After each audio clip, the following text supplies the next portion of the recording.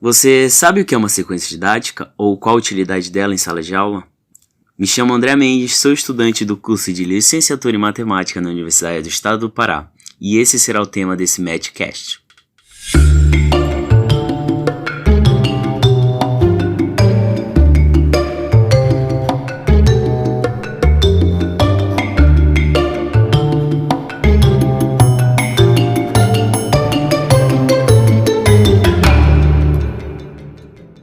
Nas últimas décadas, vêm surgindo metodologias e ferramentas que auxiliam o professor na sala de aula. Nesse contexto, também surgiram as sequências didáticas. Elas foram criadas por um grupo de professores na Universidade de Genebra. Tinham como intuito o ensino de produção textual, mas acabou não se restringindo somente a isto. Passou para diversas áreas, inclusive a matemática. Isso acabou gerando um conceito polissêmico de sequência didática. Alguns autores ainda trazem boas definições, como Zabala, que diz que elas são um conjunto de atividades que são ordenadas, organizadas e conectadas para alcançar um objetivo educacional. Nesse caso, elas teriam um começo e fim, conhecido tanto pelo professor como pelo aluno. Mas, apesar de ter definições, não há um padrão certo de construção de sequência didática. Por isso, a gente vai falar sobre o modelo criado pelo professor Nathanael Cabral, e que é voltado para a produção dessas atividades na matemática. O professor Nathanael trabalhou por mais de 30 anos no ensino básico e também é professor na Universidade do Estado do Pará. Ele escreveu o livro Sequência Didática, Estrutura e Elaboração, e nele apresenta o seu modelo de sequência didática, que é chamado de Unidade Articulada de Reconstrução Conceitual, ou simplesmente o ARC. Quem vai entrevistar o professor é o meu amigo Lucas, e eles vão falar um pouco sobre as UARCs e por que utilizar as sequências didáticas no ensino da matemática. Professor Nathanael, eu queria que o senhor se apresentasse, falasse um pouco sobre a sua formação e sobre como funciona o seu trabalho com o tema que a gente vai abordar. Bem, meu nome é Nathanael Cabral, sou professor da Universidade do Estado do Pará. A minha formação é licenciatura em Matemática, fiz licenciatura em Matemática pela Universidade Federal do Pará, e os meus estudos seguintes foram todos direcionados na área da educação matemática, né? Fiz mestrado no ensino de ciência e matemática e o doutorado em educação brasileira pela PUC do Rio. E a disciplina que eu trabalho na universidade atualmente é a disciplina de instrumentação de ensino para licenciatura em matemática, né? Que é uma disciplina que trata fundamentalmente perspectivas metodológicas para o ensino de matemática na formação dos professores, voltados para abordagens alternativas no ensino fundamental e depois no ensino médio. Instrumentação 1 no ensino fundamental, instrumentação 2 no ensino médio. Bom, a gente vai falar um pouco sobre sequências didáticas, né?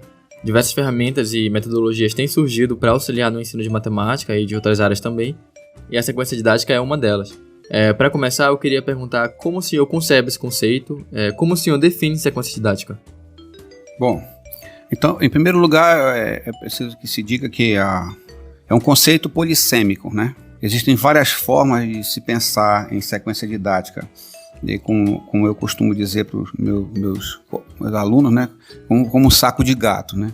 Cada um vai ter uma concepção diferente do que seria a sequência didática, que ela pode ser focalizada no sentido macro, com muitas atividades. Vai ter colegas de trabalho, por exemplo, que tem a ideia de que a sequência didática seria apenas um conjunto de aulas planejadas, um conjunto de aulas. Se não tiver um conjunto de aulas, e não é uma sequência didática, né? Tenta vencer um certo quantidade de conteúdo ali. E eu já tenho uma concepção um pouco diferente dessa ideia de um conjunto de aulas, talvez por conta da minha influência da análise microgenética, da psicologia histórico-cultural. Eu já dei uma outra perspectiva. Bom, então eu não posso adentrar nesse mérito sem conceber a sequência didática como um conceito polissêmico. Então não tem uma definição única, tá certo? Você pode perceber na própria literatura que fomenta essas ideias a diferença que vai de um autor para o outro. De um modo geral, o que se concebe é essa questão da organização em torno do objeto de ensino, né, que vai ser numa dimensão oral e que vai ser numa dimensão escrita. eu estou produzindo uma definição, estou sugerindo uma definição relacionada apenas ao ensino de matemática e que pressupõe a ideia da percepção de regularidades, de padrões. E aí eu já não estou mais preocupado com a questão da quantidade de coisas que eu vou escrever, da quantidade de atividades que eu vou escrever como conjunto de aulas para que eu tenha uma sequência didática, né? Então, não é a questão da quantidade, mas da qualidade daquilo que vai ser dito, em termos de circunscrever o objeto que já foi definido anteriormente pelo planejamento do professor. Na minha concepção, eu posso, da forma como eu concebi, a sequência didática ela pode ser aplicada em uma aula, até em meia aula. E para outros autores isso não vai ser possível. Para que eu consiga fechar uma sequência didática, eu tenho que ter um conjunto maior, né? Um espaço amostral de observação muito maior, e aí vai demorar várias aulas. E eu posso conceber isso também. Para mim, ela pode ser entendida no sentido macro, com bastante atividades, né? E durante vários dias. E também pode ser concebida no sentido micro, pensando em atividades menores, desde que haja um desenho cognitivo definido, né, e haja um objeto matemático que esteja sendo tratado no seu conceito, né, sobre a sua natureza conceitual, sobretudo. Bom, então a sequência didática pode ser utilizada tanto em uma aula, né, quanto mais aulas, como o senhor está dizendo, mas por que exatamente a gente deve utilizar a sequência didática? Por que é importante utilizar essa ferramenta? Bom, eu vou tentar responder da seguinte maneira. A grande sacada de se aplicar a sequência didática diz respeito à capacidade do professor desenvolver o seu planejamento. É impossível ensinar sem planejamento adequado. Talvez a grande dificuldade que a gente tenha pela quantidade de carga horária, a quantidade de aula que se dá durante a semana, a exaustão da própria profissão, leve o professor a não querer, na verdade, investir nessa questão do planejamento.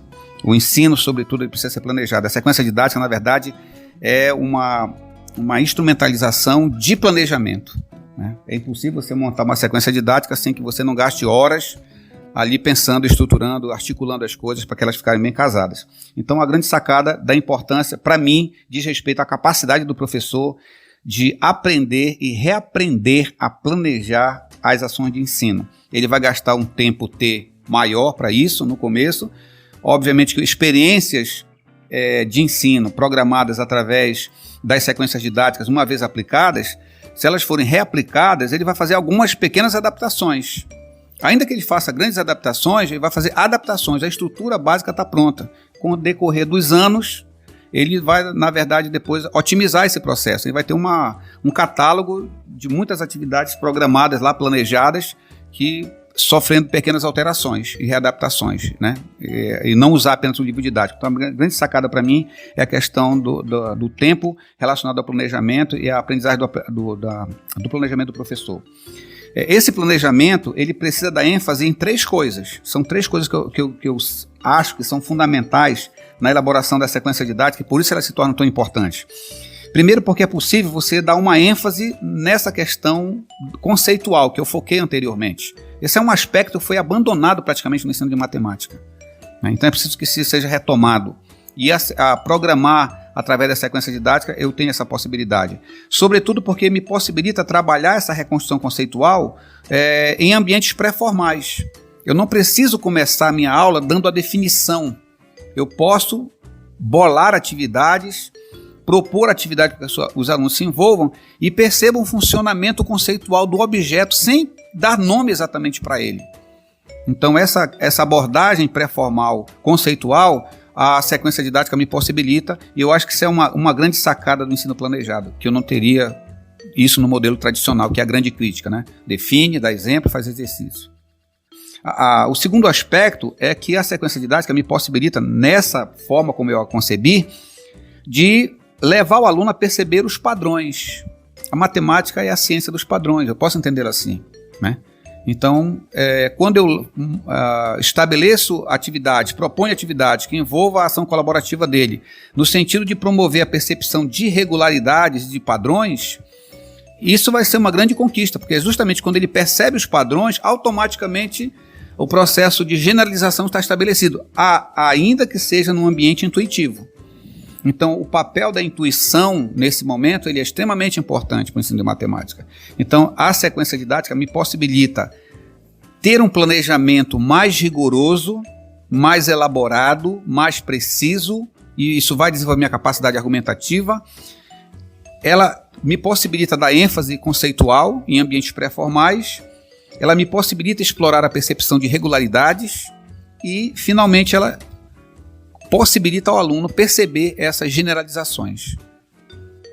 Bom, nessa próxima parte eu queria comentar sobre o seu livro, Sequências Didáticas, Estrutura e Elaboração, no qual o senhor elaborou um construto para a elaboração de sequências didáticas, especificamente para matemática, né? Então eu queria que o senhor comentasse um pouco sobre como funciona esse construto e quais são os conceitos que precisam ser estabelecidos ou entendidos.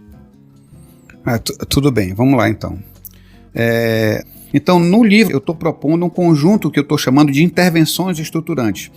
Eu chamo de intervenção pela minha concepção da psicologia histórico-cultural, fundamentalmente na concepção de zona de desenvolvimento proximal, lá do Vygotsky, que há aquela ideia de que o professor deve agir entre aquilo que o aluno domina sozinho e aquilo que ele pode fazer com a ajuda do adulto, né? Então, todas as ações do professor precisam ser ações direcionadas, diretivas, né? Por isso que eu chamo de intervenções. Se eu colocar o aluno sozinho diante do objeto de aprendizagem, sem que o professor participe e estimule aquela aproximação, eu acredito que a produção vai ser muito pequena, sobretudo quando se trabalha com os alunos da escola de ensino fundamental. Então, por isso que eu chamo de intervenções, porque é uma ação direcionada, planejada, constituída pelo professor em relação à aprendizagem do aluno. E eu chamei de estruturantes porque é o conjunto dessas intervenções. Na verdade, eu não estou propondo uma sequência didática. O que eu estou propondo através das UARCs é uma estrutura para elaborar sequências didáticas. E essas intervenções, na verdade, quando eu me dirijo ao professor, que está acostumado a dar aula, naturalmente ele pode não ter essa nomenclatura, mas ele fatalmente vai se lembrar das coisas que ele faz quando está dando aula de matemática. Então, na verdade, a sequência implícita já estava presente ali. O que eu fiz, na verdade, foi ter a sacada de dar nome para as coisas e propor a estrutura. Então, eu chamei de intervenções estruturantes.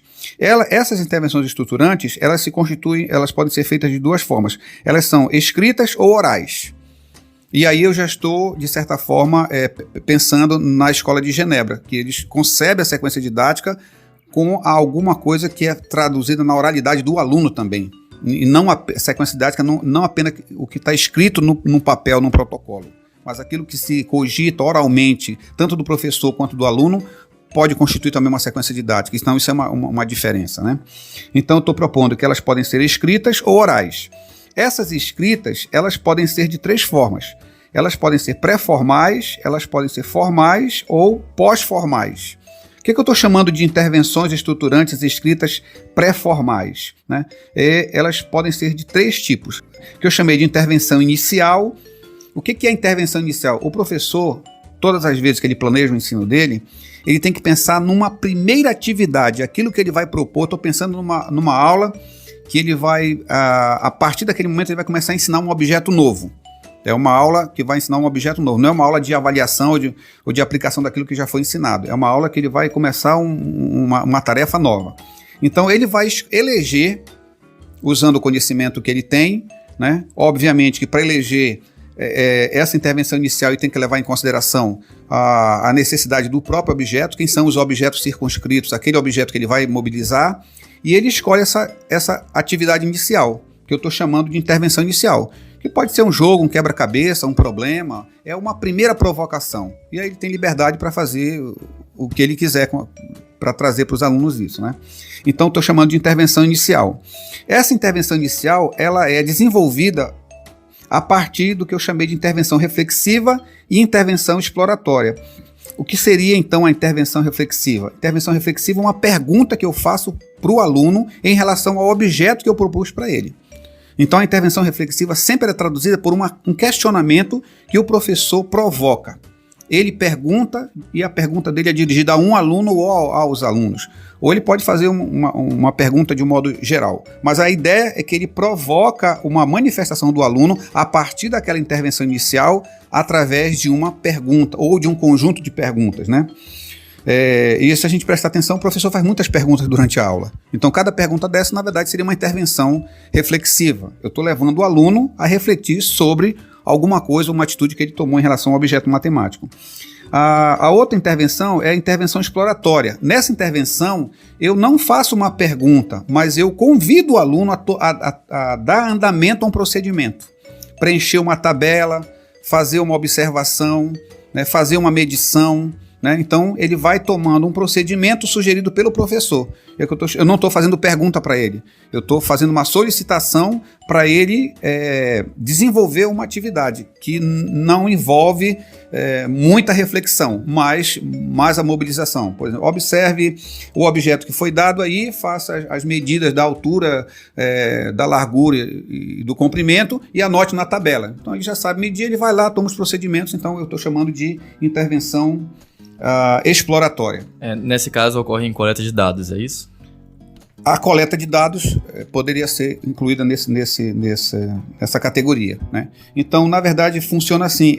A intervenção reflexiva e a intervenção exploratória é como um binômio, né? Eles vão trabalhar o tempo todo juntos. Quantas perguntas eu vou fazer? Quantos procedimentos eu vou dar para o aluno desenvolver? Não tem um padrão para isso. Eu tô com uma primeira provocação diante do aluno, que eu solicitei para ele, né? Que seria a intervenção inicial, e a partir daquilo que eu propus inicialmente, eu vou fazer perguntas e sugerir procedimentos.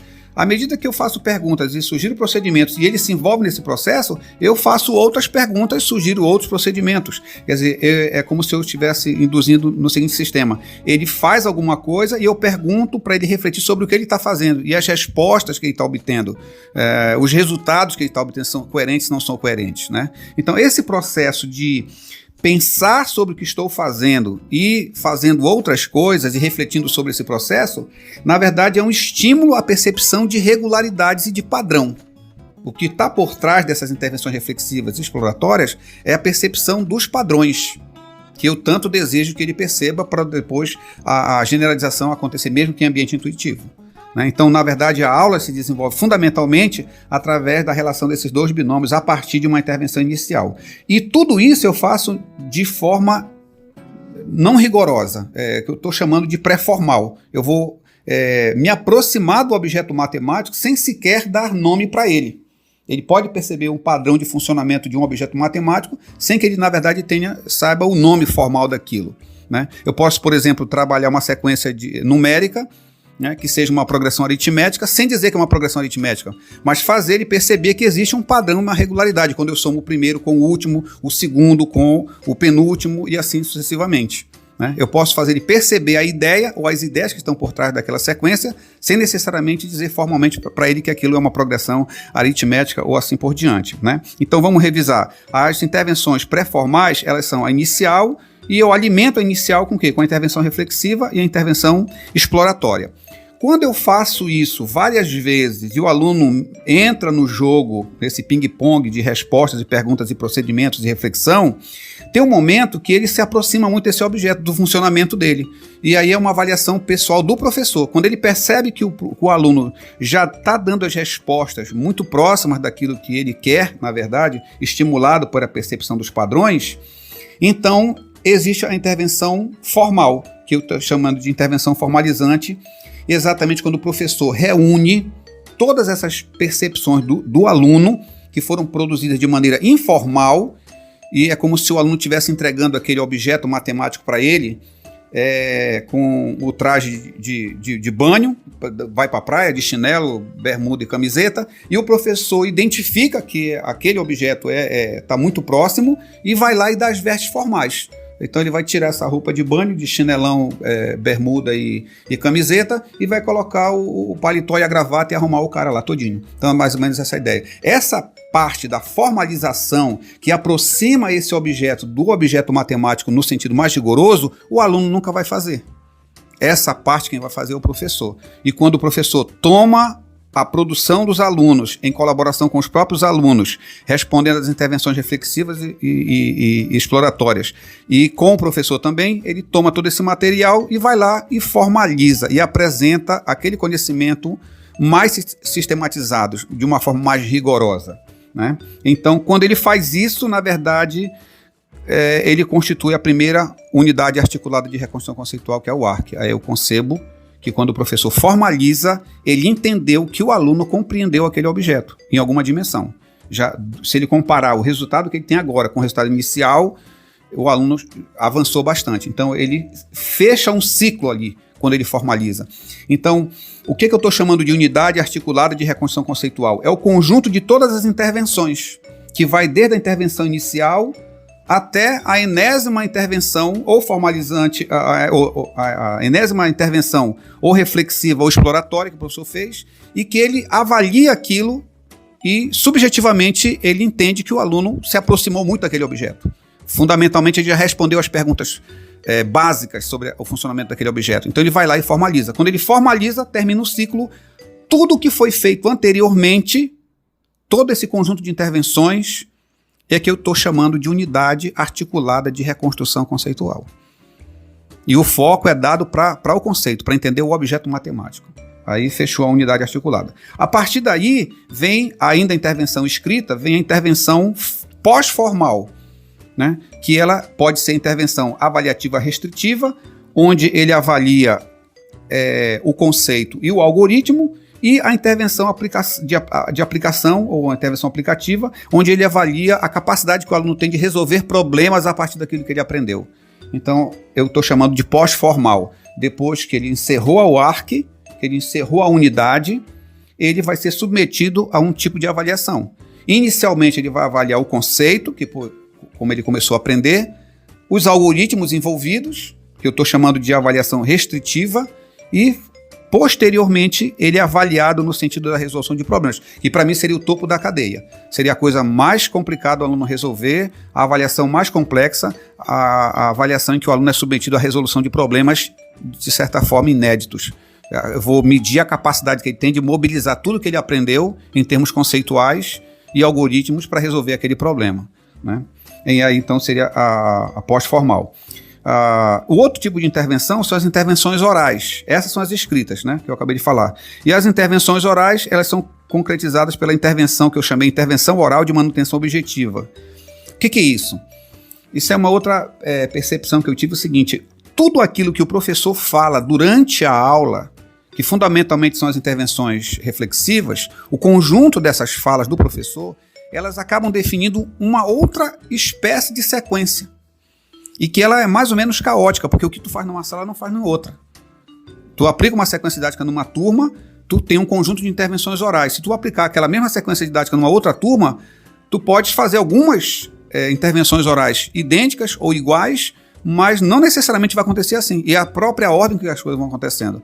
Então, esse conjunto de intervenções que o professor faz oralmente, eu estou chamando de intervenções orais de manutenção objetiva, né? E elas são fundamentalmente uma sequência didática paralela à sequência didática escrita. Então, para mim, a sequência didática ela tem a dimensão escrita, que é elaborada pelo professor e planejada por ele, tá certo? E ela é apoiada por esse conjunto de intervenções orais de manutenção objetiva. Por que eu chamo de intervenções orais de manutenção objetiva? Por que manutenção objetiva? Porque o professor, ao intervir nesse sentido, ele sempre tenta evitar o desvio do aluno em direção ao objeto que ele está construindo, né? Então, quando ele percebe que o aluno não está engatado em algum lugar, não conseguiu responder, não conseguiu evoluir, ou mobiliza coisas equivocadas, ele precisa intervir na hora. E ele faz isso oralmente, não está escrito no papel. E ele tem essa capacidade de supervisionar o trabalho e tentar mostrar para o aluno que aquele caminho talvez não seja o melhor. E a palavra do professor sempre tem um peso bom, então ele vai dando dicas, na verdade, perguntas, estimulando o aluno a ter outros procedimentos. E aí, isso pode trazer um resultado importante, né? Então, seriam as intervenções orais de manutenção objetiva. Elas são tão importantes quanto a sequência que está registrada e está escrita no papel. A UARC, então, é esse conjunto de intervenções, né? Mas, pelo que eu entendi, uma sequência didática pode ter várias dessas unidades articuladas, é isso? Cada vez que o professor formaliza uma etapa do objeto que ele está querendo construir, ele fechou uma unidade. Então, o conjunto dessas unidades formaria a sequência que ele está se propondo a fazer. Ele pode modificar o conjunto dessas unidades, o tamanho delas, né? Mas a ideia, por isso que eu estou pensando que as UARTs, elas podem ser, quando eu penso para a elaboração das sequências didáticas, que podem ser sequências didáticas no sentido micro, pequenas, e no sentido macro. Eu posso usar as UARTs para um conjunto de aulas, mas eu posso usar a UART para uma única aula. Ok, professor. Mas em relação às aplicações, o senhor tem algum resultado que o senhor obteve? Ou como ocorreu, ou como os alunos têm reagido às aplicações das UARTs? Na verdade, o conceito que para mim que fundamenta, na verdade, toda essa ideia, volto a dizer, né, fui, digamos assim, orientado e contagiado, não sei se esse é o termo ideal para dizer, assim, fui fascinado pelo conceito de ZDP, né? Então aquela ideia que o professor precisa agir o tempo todo entre aquilo que o aluno concebe, que faz sozinho, e aquilo que ele pode fazer com a ajuda do professor, né? do mais velho da cultura. Então as UARTs foram produzidas fundamentalmente baseado nesse conceito. O tempo todo o professor tem que produzir essa ZDP. E as intervenções precisam ser diretivas, né? Eu fui professor de ensino fundamental durante 36 anos da minha vida, já me aposentei recentemente. Então essas ideias foram concebidas a partir da minha própria prática em sala de aula. Quando eu fiz o mestrado e o doutorado, eu consegui visibilizar aquela empiria com a teoria, né? E que me possibilitou fazer esse construto, obviamente. Então, em termos de aplicação, essas atividades, inclusive algumas atividades que eu estou propondo aqui no livro, foram atividades que foram produzidas por mim para alunos da Escola de Ensino Fundamental e Médio. Os resultados dessa aplicação, elas são interessantes fundamentalmente por aqueles aspectos que eu já citei anteriormente. O professor que migra para esse tipo de atividade, ele tem condições de melhorar a sua capacidade de fazer planejamento de aula. Por quê? Porque ele tem que definir a intervenção inicial, ele tem que definir o objeto de ensino, ele tem que definir os conceitos que são circunscritos àquele objeto e as intervenções reflexivas e os procedimentos são bolados em cima desses objetos, né? Ele tem que possibilitar ao aluno perceber sempre um padrão que funciona por trás daquele conceito e dar oportunidade para que o aluno o perceba de forma intuitiva até estabelecer uma generalização. Só aí ele vai e assume o comando para estabelecer a sua formalização. E de unidade em unidade, então ele vai construindo o objeto que ele se propôs. Então, em termos de planejamento, a aplicação ela tem um resultado bastante interessante para o professor. Ela tem uma aplicação, também tem um resultado bastante interessante para o aluno, porque ela possibilita ao aluno trabalhar em grupo. O trabalho sempre é feito, as sequências didáticas são aplicadas quase sempre em grupos, 2, 3 alunos, não recomendo 5 alunos, por exemplo, 6 alunos, 7 alunos, mas 2 alunos, 3 alunos, mais ou menos isso que a gente trabalha no laboratório com eles. Eles trabalham em colaboração, então a dinâmica da aula muda bastante, porque o professor para de copiar muitas coisas no quadro e praticamente a noção da aula já está totalmente fundamentada no papel, já ela vem escrito, e o professor tem as intervenções orais que pode fazer a manutenção da objetividade daquilo durante todo o tempo.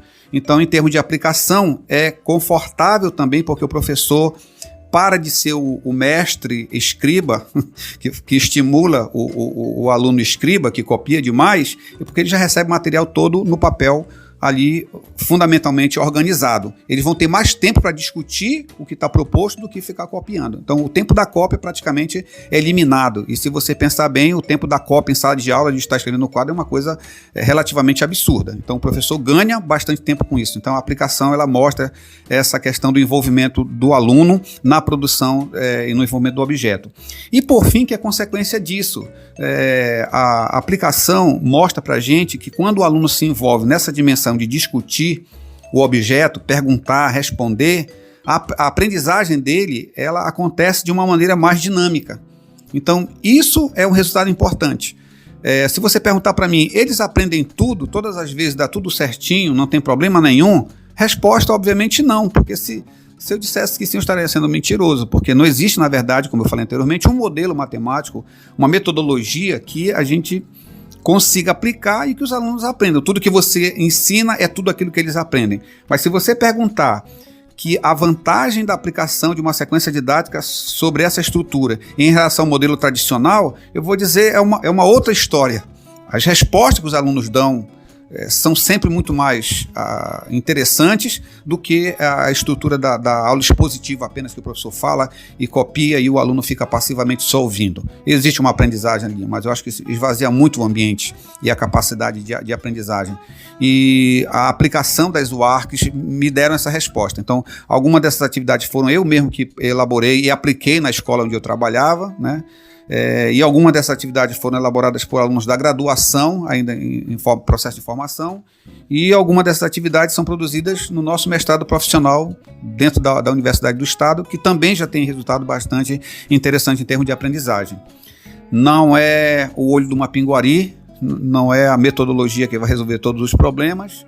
Eu sou professor de carreira, passei 36 anos dando aula em ensino fundamental e médio, estou há 16 anos dando aula dentro da universidade, e consigo perceber isso de uma maneira muito bem definida. Não resolve todos os problemas, mas ajuda bastante a fugir daquele modelo mais apático, de muita cópia, e traz um dinamismo bem maior para a sala de aula e os alunos se acostumando a trabalhar em grupo e fazer perguntas e receber respostas e perceber padrões e estabelecer generalizações, ainda que seja no ambiente intuitivo. Eu acho que isso tem um ganho extraordinário para a aprendizagem. Bom, agora, para um estudante de licenciatura de matemática que está se formando, o que ele tem que saber ou que habilidades ele tem que trabalhar para conseguir desenvolver as sequências didáticas nesse modelo da UARC? Bom, de acordo com a proposta que eu fiz, a primeira coisa que o aluno tem que fazer é ter um bom domínio sobre o conteúdo que ele vai ensinar. Essa é a primeira coisa. Então, estudar com profundidade, muito além daquilo que ele vai ensinar. O professor precisa saber o conteúdo muito além daquilo que ele vai ensinar, com profundidade. Isso é uma habilidade que ele precisa construir. A segunda coisa é perceber que para montar, de acordo com a estrutura das UARCs, ele precisa escolher o objeto, definir o objeto de ensino, e o objeto de matemática ele nunca anda sozinho. Ele sempre anda com objetos circunscritos, coisas que ele precisa tomar e se apropriar, que são os conhecimentos prévios, né, como você queria chamar, e articular esses objetos circunscritos para construir esse objeto novo. Essa é a grande dificuldade. E como ele não foi acostumado na aprendizagem como aluno da escola secundária, né, e fundamental, ele entrou na universidade e, em geral, quando eu pergunto para eles de que tipo de ensino eles receberam, eles são clássicos em dizer, né, categóricos em dizer, não, nós aprendemos do modelo tradicional, definição, exemplo, exercício. E o professor de matemática tem a tendência de continuar ensinando da forma como ele aprendeu. Então, se eu não conseguir desconstruir isso na cabeça dele dentro da universidade, ele vai acabar reproduzindo aquilo que é mais culturalmente forte na vida dele. Então, a dificuldade grande que ele tem de perceber, na verdade, essa articulação que deve existir entre os objetos circunscritos para que ele possa, então, articular a construção do objeto que ele escolheu para ensinar naquele momento. Essa é uma dificuldade.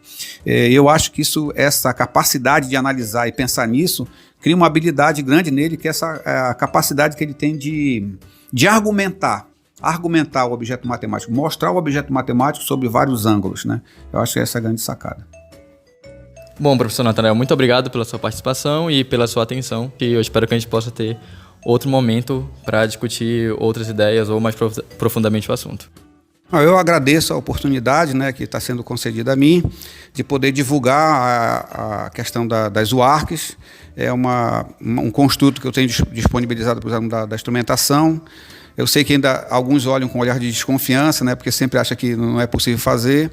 Mas ele tem um peso da articulação com a literatura, está bem fundamentado, e tem um peso da empiria, né? Eu fui professor de ensino fundamental e médio durante 36 anos da minha vida profissional e essas ideias foram construídas, não caíram de paraquedas na minha vida, elas são resultados, na verdade, de uma reflexão minha sobre todo o meu desenvolvimento profissional. Então, é uma ideia exequível e que, com resultados interessantes, que vale a pena investir na vida profissional. Espero que seja bom para todos vocês. Obrigado.